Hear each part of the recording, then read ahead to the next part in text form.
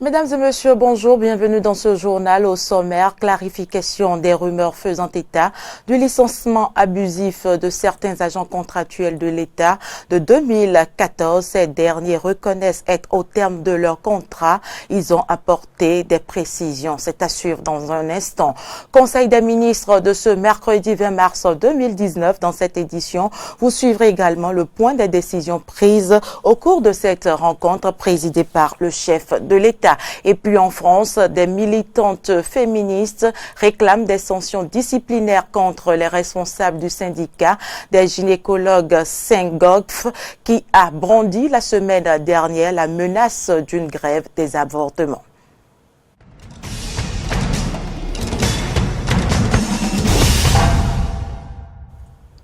Merci de votre fidélité. On ouvre cette édition par la politique.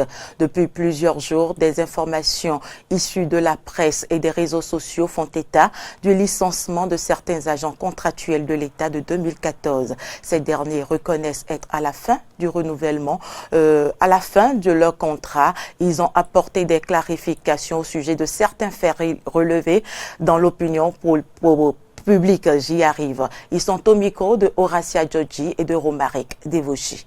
Nous n'avons jamais été recrutés pour le centre des domaines. C'est vrai, nous ne sommes pas dans une position de force. Nous ne sommes pas en train de faire un bras de fer avec l'État. Mais qu'on ne nous dise pas que nous vous renvoyons à la maison parce que l'objet du contrat a disparu. Et c'est cela qui a fait en fait que nous sommes venus vers la presse. Parce que c'est confrères à vous, je ne sais pas par quelle motivation ils le font, mais qui disent dans la presse que non, que c'est nous qui mentons, que nous avons accepté le consensus avec le ministre de l'économie et des finances, de retenir la maison après le second contrat, de vous à moi. Qui, si c'était, peut trouver un travail et dit « je suis d'accord pour rentrer à la maison ». En 2015, lorsqu'ils ont lancé le concours qui a été annulé en 2015, le concours a été lancé en tenant compte de notre présence dans la maison. Et si vous voyez, nous avons les documents par rapport à ça, où ils n'ont pas demandé des contrôles des impôts, ni des PSA, ni des SASA, ni des SSA. Ça veut dire qu'ils reconnaissaient qu'on était dans la maison. D'où vient alors le fait de vouloir nous renvoyer aujourd'hui après 4 ans. Nous lançons un cri de cœur vers son Excellence M. Patrice Talon. Et nous nous demandons avec notre cœur de mère de voir la situation et de pouvoir nous sauver. Nous nous tournons vers lui. Nous avons des enfants à la maison. Nous sommes des mères de famille. Nos enfants ont besoin de nous. Nous avons besoin de cet emploi. 230 personnes qui perdent son emploi dans un pays. Vraiment, c'est comme si c'était des milliers de personnes qui sont dans des problèmes. Et puis, le gouvernement béninois a tenu sa séance hebdomadaire ce mercredi 20 mars 2019. Au cours de cette rencontre des ministres tenue par le chef de l'État, Patrice Athanase Guillaume Talon, plusieurs décisions ont été prises. Suivez ici un extrait du compte rendu lu par le ministre du Tourisme, de la Culture et des Sports, Oswald Omeki. Au cours de la séance, les décisions ci-après ont été prises. Au titre des mesures normatives, transmission à l'Assemblée nationale du projet de loi sur la biosécurité en République du Bénin.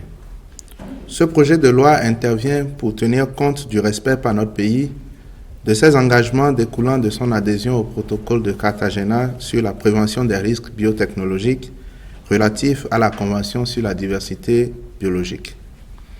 L'objectif visé par le dit protocole est de contribuer à assurer un degré adéquat de protection pour le transfert, la manipulation et l'utilisation sans danger des organismes vivants modifiés résultant de la biotechnologie moderne en raison des risques que ceux-ci peuvent comporter pour la conservation et l'utilisation durable de la diversité biologique d'une part et la santé humaine d'autre part du fait des mouvements transfrontaliers. En définitive, l'adoption de ce texte par l'Assemblée nationale permettra à notre pays de se doter d'une législation pertinente en matière de biosécurité. Le Conseil des ministres a par ailleurs adopté les décrets portant modification de ceux relatifs aux attributions, organisations et fonctionnement du Centre national hospitalier et universitaire Hubert Koutoukou-Maga, attribution, organisation et fonctionnement des centres hospitaliers et universitaires en République du Bénin, ainsi que le décret portant nomination des membres du Conseil national d'aménagement du territoire. Au titre des communications, appui à la commune des Agégués pour la réalisation d'infrastructures d'assainissement de base et de désenclavement. De par sa situation lacustre, cette commune a un besoin considérable de services d'assainissement et d'hygiène appropriés à travers l'amélioration du cadre et des conditions de vie des populations. De plus, l'état dégradé des routes rend la commune inaccessible en toute saison. Des visites de terrain d'équipes pluridisciplinaires ont confirmé l'urgence d'une intervention de la part du gouvernement pour sortir cette localité de la précarité. L'étude de faisabilité, diligentée par le chef de l'État à cette fin, a permis d'aboutir à l'élaboration d'un projet comportant 2 volets. Le premier volet porte sur l'assainissement de base et consiste en la réhabilitation et en la construction de plusieurs dizaines de lieux d'aisance. Quant au second volet, il prend en compte le désenclavement à travers l'aménagement des voies de desserte d'une longueur de 13 km 600 et concerne les tronçons Agbonjedo à Kodji et Kodjizou à Kodji, ainsi que la construction et la réhabilitation de plusieurs dallos.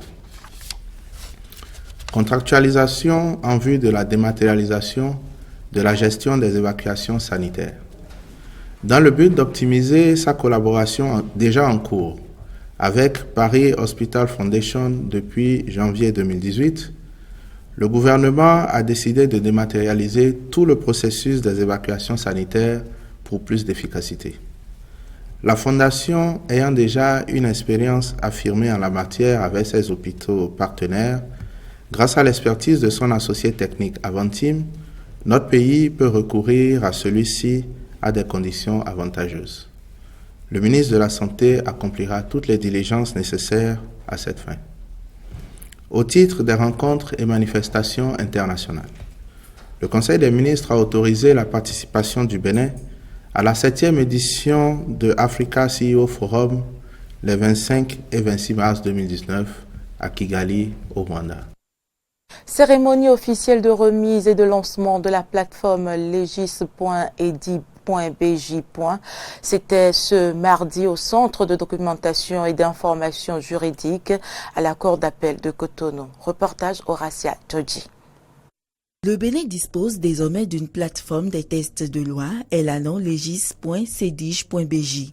Cette base de données des tests de loi donne accès non seulement aux descriptions des lois promulguées au Bénin de 1960 à 2018, mais aussi à la version numérique des lois elles-mêmes qui y sont annexées. Il s'est agi de faire un état des lieux sur l'utilisation de l'outil XO9, de répertorier les groupes de textes et lois en vigueur au Bénin, de concevoir une application permettant d'indexer les textes et lois et de les mettre en ligne, de faire une description archivistique de la base d'information, d'organiser l'enregistrement des données dans la base, de numériser les documents existants. Lancée ce mardi 19 mars 2019, cette plateforme a été remise officiellement au Centre de documentation et d'information juridique CEDIGE, une structure du ministère de la Justice qui s'occupe de la préservation et de la promotion du patrimoine documentaire juridique du Bénin.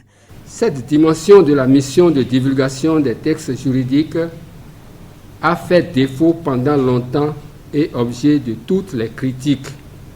En effet, l'une des missions du CEDIGE est de, je cite, servir non seulement comme bibliothèque juridique, mais aussi comme centre de divulgation des décisions des cours et tribunaux, des lois et autres informations juridiques. La plateforme promulguée a été réalisée grâce à l'appui du Programme des Nations Unies pour le développement PNUD à travers le projet d'appui à l'amélioration de l'accès à la justice et de la reddition des comptes.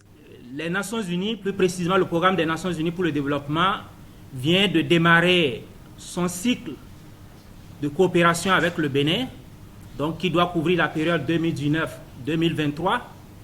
Et l'un des problèmes identifiés lors de l'analyse situationnelle a été le problème de l'accès des populations vulnérables à l'information. Je reste confiant que le site ainsi créé sera régulièrement mis à jour et abondamment consulté. C'est un défi que nous devons relever. Pour le représentant du ministre de la Justice, cette initiative s'inscrit dans la continuité des différentes actions du ministère de la Justice qui visent à rendre plus concrète une justice équitable et plus accessible aux justiciables. La mise en place de cette base de données fait donc partie des actions concrètes prônées par la politique nationale du secteur de la justice et entre en droite ligne dans la mise en œuvre du programme d'action du gouvernement, notamment l'axe stratégique 2, le premier pilier, intitulé « La promotion d'une justice indépendante, efficace et accessible à tous ». Mieux, elle contribue à une meilleure sécurité juridique et judiciaire. Le site legis.cedige.bj est déjà accessible et peut être consulté par tous les citoyens à la recherche d'informations juridiques crédibles. Le ministre de l'Agriculture, de l'Élevage et de la Pêche, Gaston Dossoui, a procédé dans la matinée de ce mardi 19 mars au lancement de la foire agroalimentaire, une foire qui entre dans le cadre des activités marquant la célébration de la Journée internationale de la femme par le MAEP. Plus de précisions avec Carnot François Romboué-Rinto et Fiacre Voitan. Faisant partie des activités qui entrent dans le cadre de la célébration de la Journée internationale de la femme par le ministère de l'Agriculture, de l'Élevage et de la Pêche, la foire agroalimentaire a été lancée officiellement ce mardi 19 mars 2019 par le ministre de l'Agriculture, de l'Élevage et de la Pêche. Un événement à mettre à l'actif de l'Union du personnel féminin du MAEP.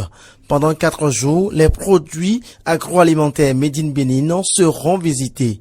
Une occasion pour Gertrude Egouletti, présidente de l'Union du personnel féminin du MAEP, de rappeler l'importance d'une telle foire. Dans le cadre de l'organisation au MAEP de la Journée internationale de la femme, l'UPF a coutume d'organiser une foire agroalimentaire pour assurer une visibilité certaine aux filières promues par le MAEP à travers ses projets-programmes. Ce faisant, nous avons voulu montrer au peuple béninois combien les femmes interviennent dans la création de richesses dans notre pays.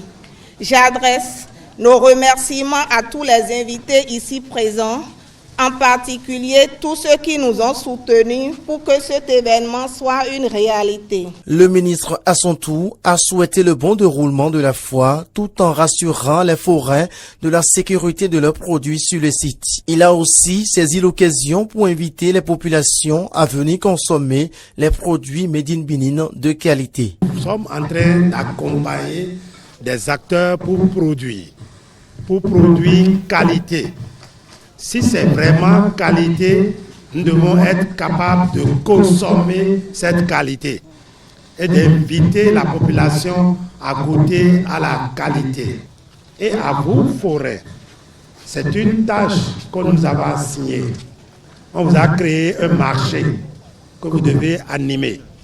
Je ne voudrais pas avoir de la rupture.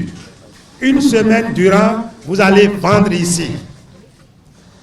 Les agents des forces de sécurité veilleront sur chaque stand, sur chacun de nous.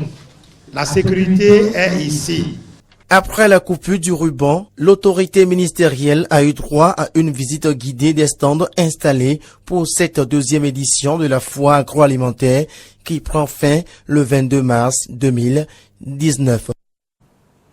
Adopter de nouvelles stratégies et définir de nouvelles orientations dans la lutte contre la désertification au Bénin, c'est l'objectif du Comité national de lutte contre la désertification. Les membres de ce comité se sont retrouvés ce mardi pour faire le point de leurs activités. C'est un reportage signé Corneille Aïssé Fréjus Fiossi. Du Comité national de lutte contre la désertification pour le compte de l'année 2019 à Cotonou. Les cadres partenaires techniques et financiers dans la coopération allemande, les structures non gouvernementales et collectivités décentralisées se sont réunis pour faire le point des activités menées en 2018 et planifier celles de 2019. Nos terres sont devenues un peu improductives et nous sommes dans le comité pour assurer que le gouvernement fait tout ce qui est en son pouvoir pour éviter la dégradation des terres, réduire aussi réhabiliter des terres qui sont dégradées. Et nous sommes dans cette dynamique. Le phénomène de dégradation et d'appauvrissement des terres touche plus de 60% des sols au Bénin. La partie septentrionale de notre pays est vraiment dégradée. Et lorsqu'on revient un peu maintenant vers le sud, le centre aussi, il y a des zones qui sont dégradées. Et lorsqu'on descend complètement vers le sud, il y a aussi le sud qui est dégradé. Mais on a quelques sols qui sont naturellement riches, qui sont, même si ils sont utilisés, le niveau de dégradation n'est pas pour autant élevé. Mais ces sols-là, c'est souvent les vertisols. Les effets de cette dégradation sont surtout ressentis dans le domaine agricole, a confié la représentante de l'Association des femmes agricultrices du Bénin.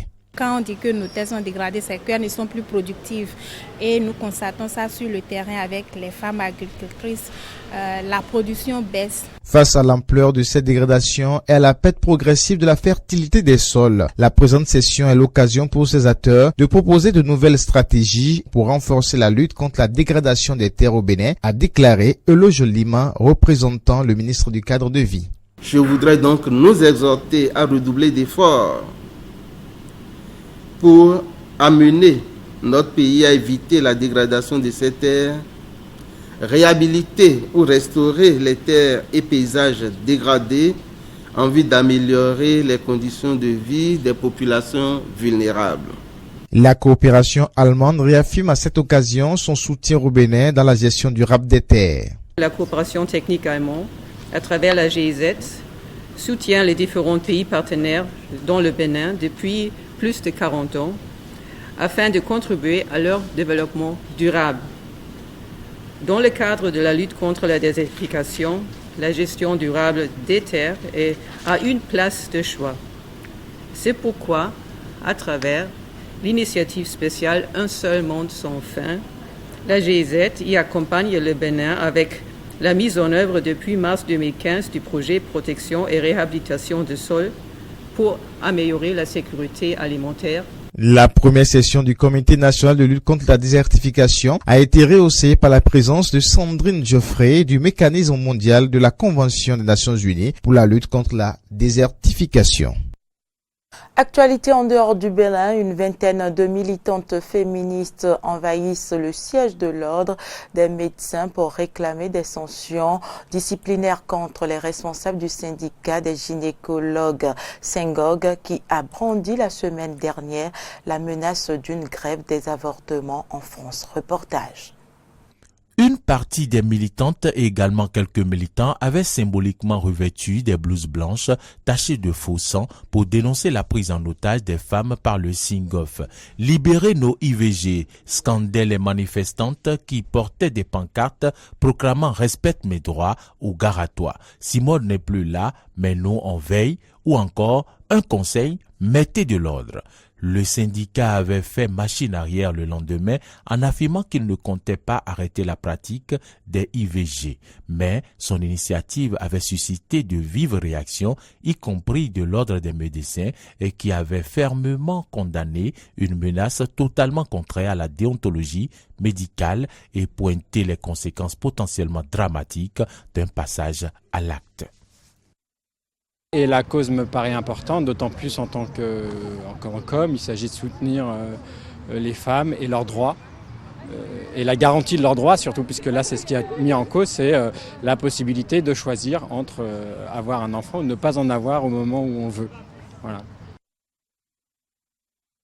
Mi-figue, mi-raisin, alors effectivement, ils étaient là, ils ont bien précisé qu'ils nous soutenaient dans notre démarche, il y a même le président qui a pris la pancarte, etc. Maintenant, nous, on ne peut pas juste se contenter de mots, donc on va voir s'il y aura vraiment une vraie volonté à nous soutenir pour que le Syngov soit assez sanctionné, assez inquiété pour que plus jamais il n'engage de telles actions dangereuses pour les femmes qui veulent avorter. Toutefois, pour les manifestants mobilisés lundi, une telle prise de position ne suffit pas. En plus de condamner, l'Ordre des médecins doit sanctionner les manquements à la déontologie, a dit la militante féministe Anaïs Leleu. Et selon cette militante, près de 12 000 personnes ont d'ailleurs envoyé un mail à l'Ordre des médecins via un formulaire en ligne pour demander les sanctions qui s'imposent selon elle, notamment contre le président du SINGOF, le docteur Bertrand de Rochambeau, déjà à l'origine d'une vive polémique en septembre lorsqu'il avait assimilé l'IVG à un homicide. L'Ordre des médecins est la seule instance habilitée à prendre de réelles sanctions à l'encontre de ces gynécologues, de ces médecins qui ont lancé cette idée de menace à l'IVG. Or, ils se sont contentés d'un communiqué qui condamne cette menace.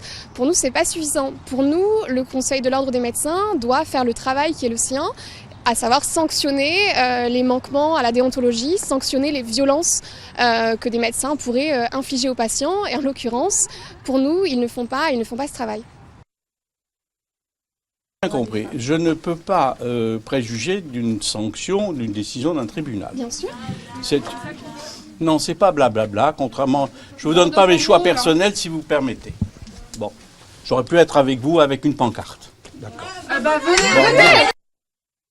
Après avoir fait irruption de manière un peu mouvementée au siège parisien de l'Ordre des médecins, les manifestants ont eu un temps d'échange dans un couloir avec le secrétaire général de l'Ordre, le docteur Walter Vorer.